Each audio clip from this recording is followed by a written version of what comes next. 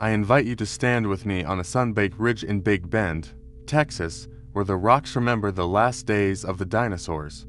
On this ridge, I once watched a vulture spiral upward on a thermal, wings lifted by air you could not see. Now imagine something far larger rising on that same invisible elevator, a flyer as tall as a giraffe when it stood on the ground, with a wingspan longer than a city bus. That was Quetzalcoatlus, an Usdarched pterosaur from about 70 million years ago, and tonight we're going to follow its shadow across ancient sky and land. People often call pterosaurs flying dinosaurs, but they were not dinosaurs at all. They were close cousins, reptiles with hollow bones, long fourth fingers transformed into wing spars, and bodies covered in a fuzzy coat of pycnic fibers that likely helped with temperature control. Quetzalcoatlus was the giant of this clan. Its neck was a living crane boom of interlocking vertebrae, built stiff for strength yet able to make deliberate, cautious motions as it scanned the ground. Its skull was a spear of bone and air, longer than my arm, balanced by a crest that may have served as a rudder and a billboard. I first met Quetzalcoatlus in the field by meeting the rocket left behind. My friend Elena, a field paleontologist with a good eye for geometry in chaos, had been mapping a thin shelf of mudstone in the Javelina Formation. She'd been out for weeks, coping with flat tires, heat that erased the line between horizon and sky, and a small budget that didn't cover a new GPS unit when the old one failed. Her notes were neat anyway, squares of data pinned to the desert with tiny flags. When she called me over, it wasn't for a neat bone, but for a question. She had found a limb bone so light she could lift it with 2 fingers, and so thin-walled that a breath might have cracked it. The shape said pterosaur, the size made us both quiet. We wrapped it in plaster, packed it out, and over the next months we did the slow work that turns awe into understanding. CT scans to see the structure within, comparisons with museum specimens, long nights with tea and papers that argued about mass estimates and launch mechanics. The more we learned, the more one picture clarified. Quetzalcoatlus could fly, but it did not live like a gull or an albatross. Its home was not the open ocean, but a broad interior plain laced with rivers and ponds, where duck-billed dinosaurs browsed and horned giants trekked to water. When I say the animal was giraffe-tall, I mean that when it folded its wings and stood on all fours, it looked down at a person. That height was not a flourish. It gave the pterosaur a towering perspective for hunting on land. Usdarched seemed to have walked with dignity, placing long forelimbs and hind limbs like well-trained stilts, and then striking with the long beak to snatch small animals. Elena liked to demonstrate by moving through camp like a stork in slow motion, then suddenly snapping her tongs at a beetle. She'd grin and say, "This is the ambush built into elegance." Flight still mattered, of course. We used to imagine monsters heaving themselves into the air in a clumsy run, but the physics and anatomy tell a different story. Pterosaurs launched like vaulting athletes, using all 4 limbs. They placed their strong forelimbs, coiled, and then exploded upward, the wing fingers unfurling in a blink to meet the air. Once airborne, Quetzalcoatlus likely spent much of its time soaring, turning sunlight into lift. Thermals rising from the warm plains would have given it free altitude. A few careful flaps, a turn along a wine line, and the horizon moved under it like a slow river. When I teach this, I emphasize that giants are built from 1,000 small smart choices. Lightweight bones with internal struts, wing membranes stiffened by actinofibrils, muscles attached where leverage is best. Each detail whispers the same thing. Evolution is an engineer that never sleeps. Here is where Elena's struggle becomes part of the story. Funding ran thin. A storm washed out the rough road to camp. One day she sat with her head in her hands while sand salted her boots. I made coffee and said nothing until she looked up. She asked if the work was worth another season of fatigue, of applying for grants that may not come. I told her about the vulture and the thermal and the invisible elevator, and how science is also a thermal, a rising column made from curiosity and patience. You feed it with persistence and it carries you higher than muscle alone can take you. She nodded, then smiled, and we went back to the map. We were chasing a story written in bone as thin as a matchstick and as strong as hope. The name Quetzalcoatlus honors a feathered serpent, a nod to a body made for wine and ceremony. Its bones do not speak of gods. They speak of air, heat, timing, and balance as the world changed. Carry forward. Greatness starts with lightness. Mastery begins by letting air help. As Elena and I traced the scatter of bones across the outcrop, a second kind of map formed in my mind, the daily itinerary of a living giant. At dawn, it would stand in cool light, wings folded like great sails reefed to a mast, and test the breeze with the sensitive edges of its membrane. Those darcher wings were not flimsy sheets. They were living fabrics under muscular control, with fibers that stiffen the camber and blood vessels that let the animal tune the surface like a pilot trims a plane. With a few strides and a vault, it would join the sky, climb in a spiral above cottonwoods, then drift downwind along a corridor of rising air, scanning. What did it eat? The ground beneath its flight path answers best. Burrows, tracks, and the small bones of mammals, baby dinosaurs, and turtles. Quetzalcoatlus had a long, toothless bill that closed like a trap, and a neck braced for sudden strikes. Rather than grabbing fish far at sea, it likely foraged on floodplains the way a stork does walk. Pause, wait, stab, swallow. This lifestyle fits the geology. Here, ancient rivers wandered, leaving oxbow ponds and muddy bars where small lives clustered. When the flyer landed, it did so with care, backwinging to bleed speed, placing its four limbs first, then settling into that tall, four-legged stance. I used to think giants must be rare and slow, but bone histology tells a different tale. Cross-sections hint at rapid growth, reaching near adult size in a few years.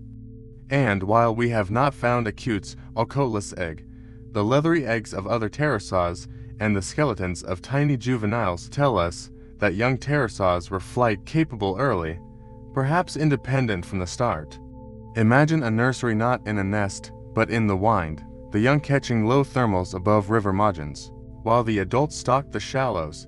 To visualize this for a broader audience, I asked my friend Marco, a wildlife artist, to paint a day in the life. He stared at the blank canvas and frowned, scale defeated composition. If I show the whole animal, he said, I lose the drama of the beak at work. If I go close, people will not feel how absurdly tall it is. We went outside. I had him pace out a wingspan on the sidewalk, then stand with a broom angled like a beak.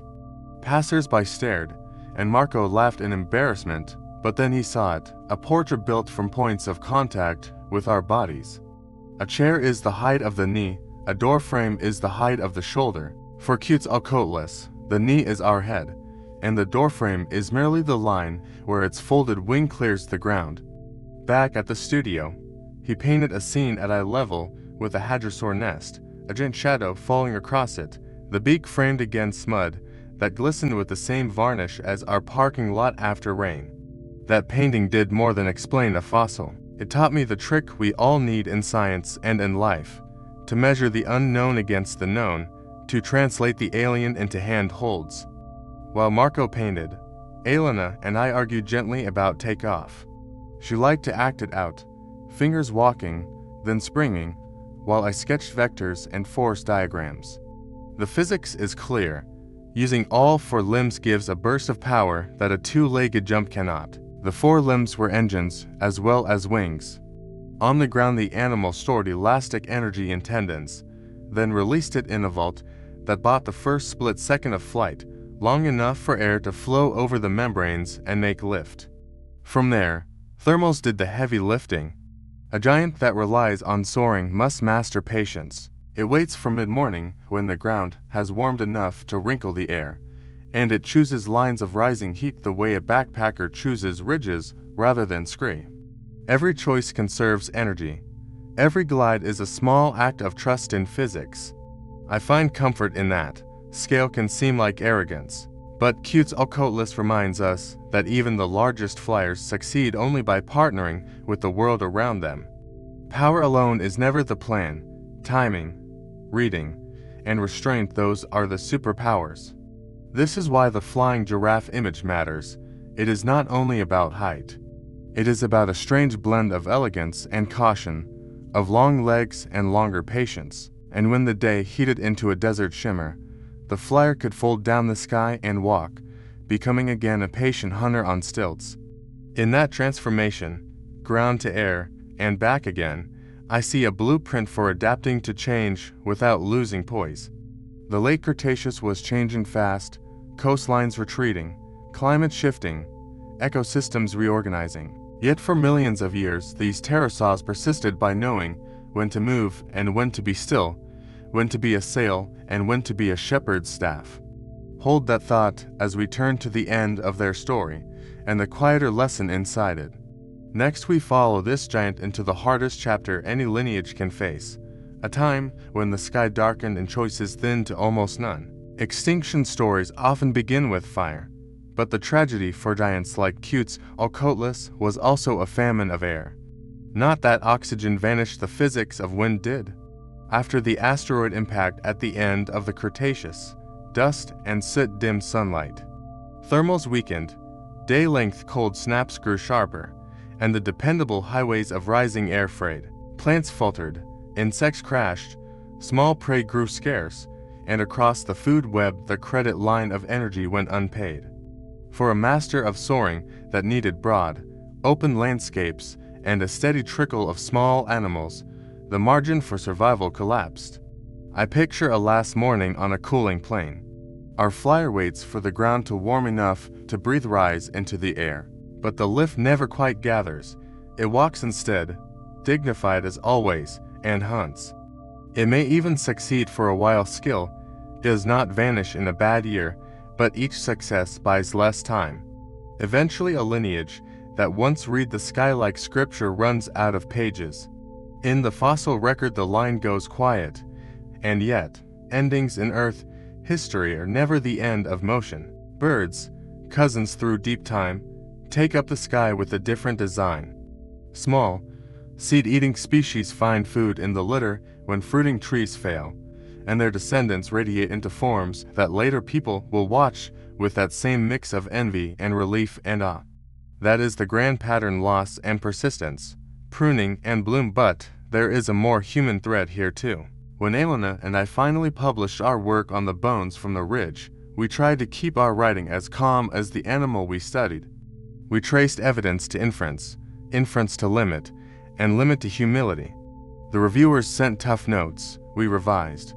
On the day we got the final acceptance, Elena rolled out the old field map, the one stained with coffee and dust, and pinned it to the office wall. "This is the real paper," she said. She was right. The science happens in the places where we choose to look again after the first try fails, where we aim our questions like a beak and wait long enough to strike at clarity. Later that year, we drove back to Big Bend with Marco.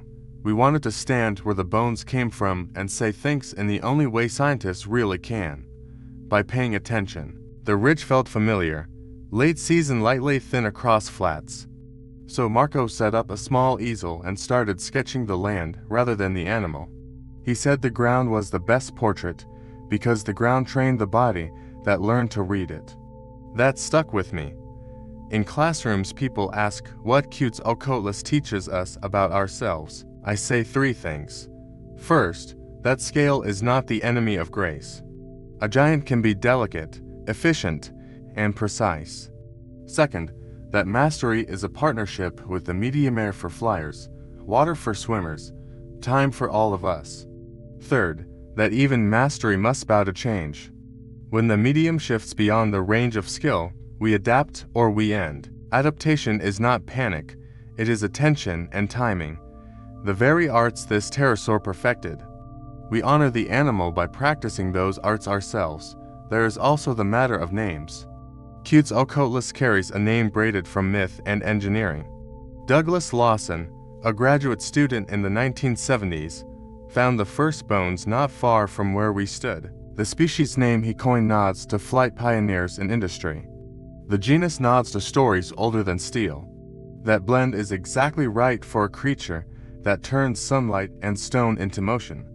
Even now, when I watch a cargo plane lift from a runway or a flock circle over a neighborhood, I hear the low grammar of wings and think of that long-necked hunter on stilts. I imagine it moving through heat shimmer, head tilted as if listening to the air. It does not hurry, it does not waste a step. It chooses lines of force, then goes with them. Some days, I try to run my own life the same way to save energy for the moments that matter, to practice the jump by building strength in quiet, and to trust the invisible elevator when it finally arrives. If that sounds like poetry, remember that it is also physics. Lift is patient mathematics, endurance is budgeting, discovery is compound interest on careful attention. The same choices that kept a flying giraffe aloft can keep us moving through our own changing climates of work and worrying. So take one last look across the plain. A river turns. A dust devil traces the first spiral of a thermal that might have been. And somewhere in the layered pages beneath our feet, a thin bone waits to be found by hands that have learned to see. When you leave this story, I hope you carry two images, a beak striking with purpose and a shadow banking with quiet confidence. Between them is a whole way of being precise, patient, and tuned to the world that survived in cousins and can survive in us, in how we pay attention and how we move. Skies were once ruled by a flying giraffe. Today the sky is ours to share, if we learn to read it.